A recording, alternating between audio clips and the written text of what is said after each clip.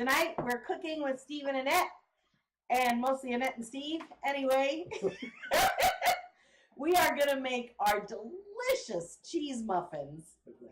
And I have kind of pre-measured some of the ingredients. I've got a nice big mixing bowl. Everybody should have glass mixing bowls in their kitchen. They're invaluable. And I'm going to put the dry ingredients in first. This recipe is on our website at moneysmartfamily.com/recipes. These cheese muffins are really awesome because they use whole wheat flour and they use a tablespoon of baking powder. I know that sounds crazy, but I put them in the bowl. I'm putting the whole wheat flour and the baking powder into the mixing bowl. Oh, also, it calls for half a teaspoon of salt, so that's in there as well. Then I'm going to add 3/4 of a cup of sharp cheddar cheese because we really like cheddar cheese. Now, honey, I need you grating some Parmesan. The Parmesan is just for garnishment on the top, just so you know. Right, exactly. And now I'm going to deal with the liquid ingredients, which means I've got 1 cup of milk, and I'm going to add 1/4 cup of cooking oil. I'm going to use my little spatulas. I have all different kinds of spatulas and spatulas, and all calls for 2 eggs. And I don't know if you can see Steve. I hope you can. But he is using, we freeze our Parmesan cheese. He is grating it on the cowbell grater because it's frozen. Now I'm going to add the eggs.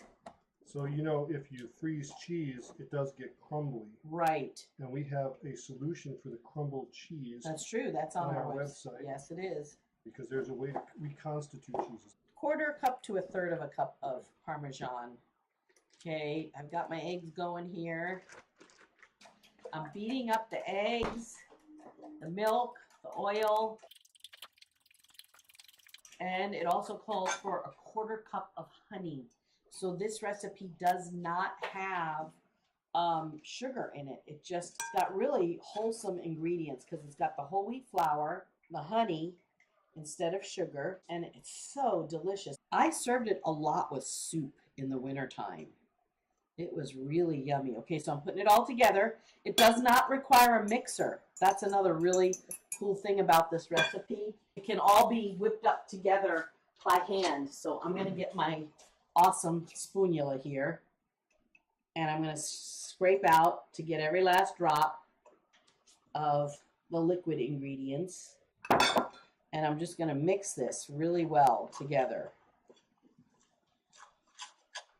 The other thing that I learned the hard way with this recipe, I'm going to use regular old-fashioned muffin tins. And I used to use cupcake papers, but this recipe does not turn out well using cupcake papers. It turns out best if you literally just grease the muffin tins, but just ladling it in is all you need to do. Okay. And so here is the old tried and true muffin tins. And I use vegetable shortening. I know a lot of people use Pam, but for this kind of thing, I use the vegetable shortening.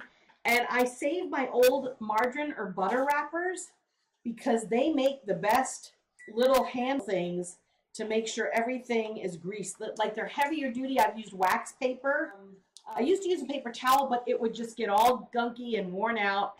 And so now I use these butter and margarine. That beep was the oven, by the way. It's all preheated and ready to go. This recipe just gets put into greased muffin tins. I'm telling you, your family will go wild over this recipe. And I'm sure if you didn't have whole wheat flour in the house and you wanted to make it with white flour, that would be perfectly fine. You could do that. Here they are. 2 6 muffin pans into the oven. Oh, you know what? They're not supposed to go in the oven yet. I forgot something.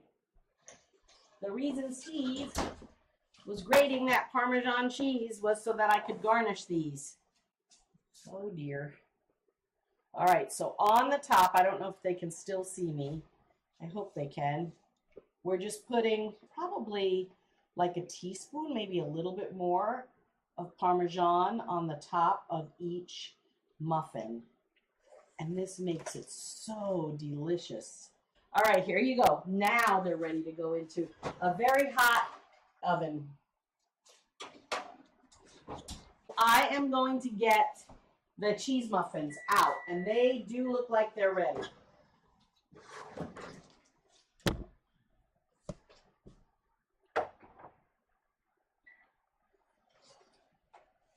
And here they are. There you go. That They're looks too hot to really eat right good. now, but they are so yummy. Hey, if you like this recipe, we've got tons more at moneysmartfamily.com/recipes.